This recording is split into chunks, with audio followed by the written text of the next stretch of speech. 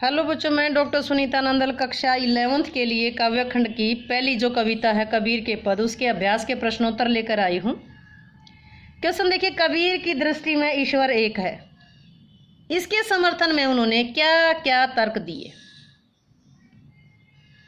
कबीर ने ईश्वर की एक ही सत्ता को स्वीकार किया है। हम तो एक एक करी जाना, हम तो ईश्वर के एक ही स्वरूप को मानते हैं, जिसका स्वरूप सभी जीवों में दिखाई देता है, दृष्टिगोचर होता है। हम तो केवल उसी स्वरूप को मानते हैं। ईश्वर ज्योति स्वरूप है, उसका कोई रूप कोई आकार नहीं है। उसका इस बात का समर्थन करते हुए कबीर जी तर्क देते हैं। उनका मानना है कि जैसे एक ही हवा बहती है, एक ही हवा में सब सांस लेते हैं, एक ही प्रकार का जल हम सब की प्यास बुझाता है, उसी प्रकार एक ही प्रकार की ज्योति, एक ईश्वरीय ज्योति में सभी प्राणी समा जाते हैं। एक ही मिट्टी के सभी बर्तनों का निर्माण होता है, उसी प्रकार एक ही परमात्मा का अस्तित्व सभी प्राणों में है। प्रत्येक कण कण में ईश्वर है। सभी जीवों में उसका ही स्वरूप विद्यमान है। प्रत्येक कण में ईश्वर है, सभी जीवों में उसका ही स्वरूप विद्यमान है। क्या बताया? एक ही हवा में सांस लेते हैं, एक ही प्रकार का पानी प्यास बुझाता है, एक ही प्रकार की मिट्टी से बना हुआ मानव शरीर, एक ही प्रकार की ज्योति में सभी प्राणियों के प्राण समाये हुए हैं। इस प्रकार प्रत्येक कण कण में भगवान का निवास है, सभी जीवों में भगवान समाया हुआ है। नेक्स्ट क्वेश्चन है, मानव शरीर का निर्माण किन 5 तत्वों से हुआ? 5 तत्व क्या होता है? मिट्टी यानी कि धरती, पानी, हवा, आग और आकाश। 5 तत्वों से बना है। मिट्टी, पानी, हवा, आग और आकाश इनसे मिलकर बना है। मृत्यु के बाद मनुष्य इन्हीं 5 तत्वों में विलीन हो जाता है।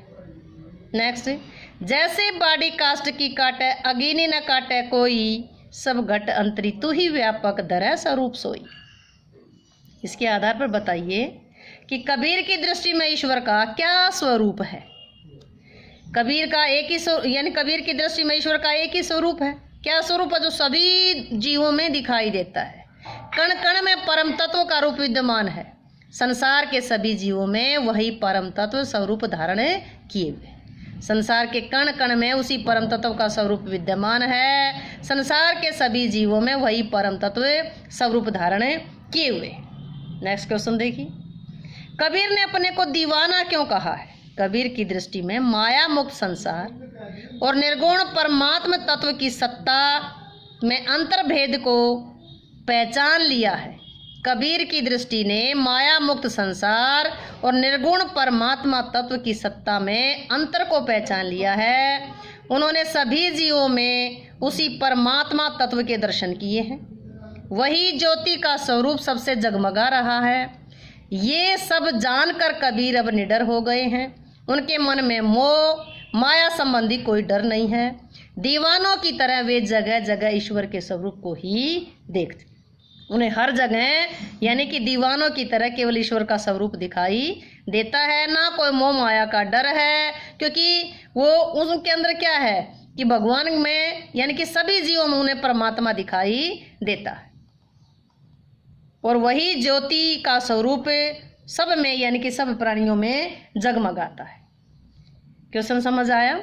नेक्स्ट देखिए, कबीर ने ऐसा क्यों कहा कि संसार बोरा गया? बोरा मीन्स पागल हो गया है। कबीर ने ऐसा इसलिए कहा है कि लोग सच्ची बात सुनते तो मारने दौड़ते हैं, झूठी बात पर भरोसा कर लेते हैं। वे ईश्वर के एक स्वरूप को स्वीकार ना करते हुए उनके स्वरूप को पेड़ों पत्थरों में ढूंढते हैं, मंदिरों में ढूंढते हैं, बाहरी दिखावे करते हैं, बाहरी दिखावे के आधार पर उस भगवान को पाने की कामना करते हैं, लेकिन अपने भीतर स्थिर उस स्वरूप को, अपने भीतर जो परमात्मा का स्वरूप स्थित है उसको नहीं पहचान पाते, बाहर ढूंढ रहे हैं।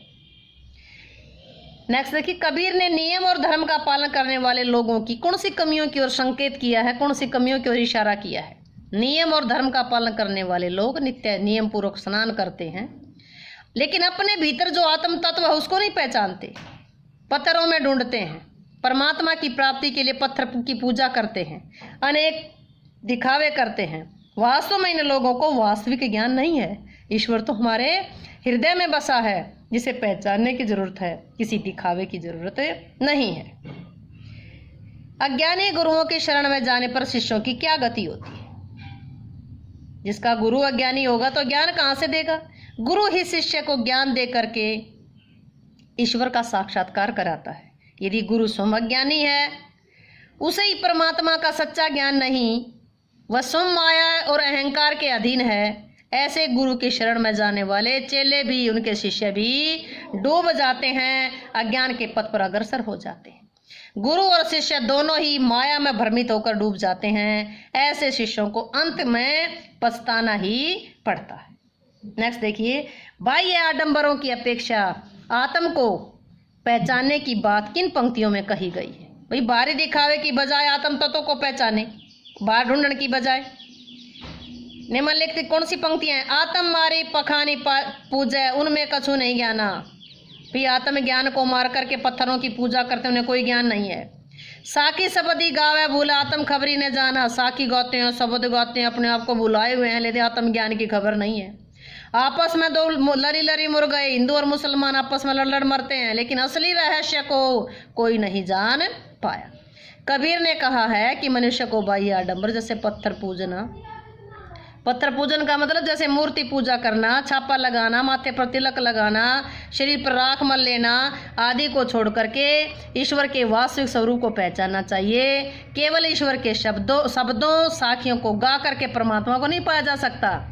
ईश्वर का निवास तो जीव के हृदय में है। सच्चे मन से हृदय के भीतर झांक करके उस आत्म तत्व के दर्शन किए जा सकते हैं। जब मनुष्य इस मर्म को जान पाता है, तभी उसे हर जगह सर्वत्र आत्म तत्व का साक्षात्कार होने लगता है, आत्म तत्व दिखाई देने लगता है। तो बच्चों, ये था कबीर के पद के अभ्यास के प्रश्नोत्तर। वीडियो अच्छी लगी हो तो लाइक करें, शेयर करें, चैनल को सब्सक्राइब करना ना भूलें।